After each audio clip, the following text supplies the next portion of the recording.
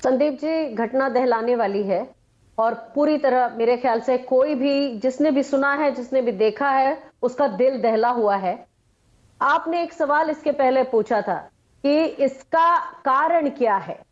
हम कारण पे क्यों नहीं जाते? अगर हम देखेंगे कि यही घटनाएं बार बार क्यों होती हैं, इंसान इतना असंवेदनशील कैसे हो गया है, नागरिक जो सिविक सेंसिटिविटी है वो कैसे गायब हो गई है।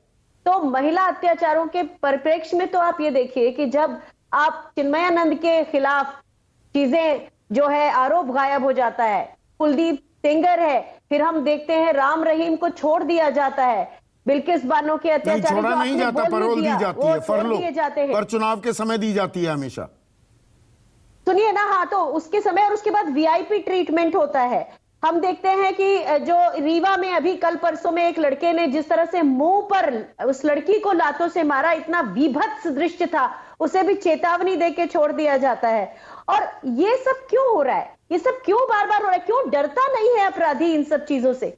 एक बात तो यह है कि पहले हमारे देश में, और अभी भी वैसा ही हो रहा है, लेकिन बीच में सुधरा था ये कि हम कोई भी दुर्दांत घटना होने के बाद अपना कानून बनाते। और वो कानून आप देखिए, जैसे निर्भया हुआ तभी ये एग्रीवेटेड सेक्सुअल हरासमेंट वाला जो पॉइंट है वो आया।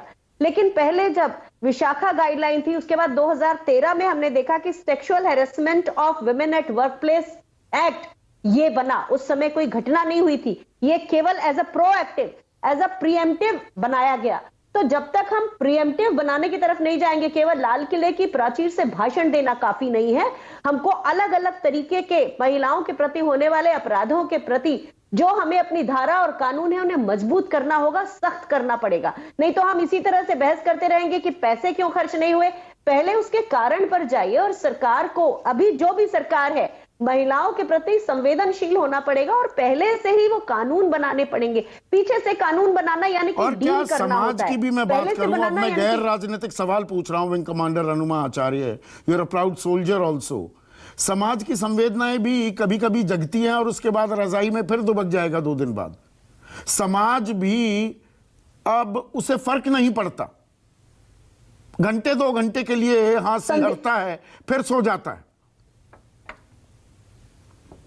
संदीप जी, देखिए, मैं जिस आर्म फोर्सेस से आती हूं उसका एक चलन आपको बताती हूं। अगर एक महिला अधिकारी ने कभी भी कोई आरोप लगाया है तो कोर्ट मार्शल के द्वारा उस जिस पर आरोप लगता है उसे सीधे सीधे निकाल दिया जाता है। तो कोई भी अपनी पेंशन के साथ ये काम नहीं करना चाहेगा कि उसको नौकरी से निकाल दिया जाए।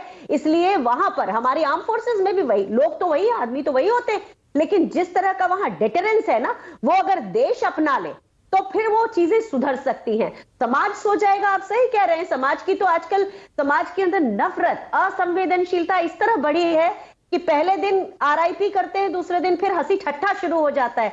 तो इसकी तो आप बात ही क्या कर रहे हैं। पर मैं बता रही हूं कि मेरी आर्म फोर्सेस में महिलाओं के साथ कभी भी किसी तरह का अगर असभ्यता होती है तो उसका तुरंत की तुरंत एक्शन लिया जाता है, और हमारे देश को वहां से सीखना चाहिए, और ये बहुत जरूरी है इस समय। डेटरेंस की जरूरत है क्या निकट? और यहां पर 2-3 उदाहरण दिए,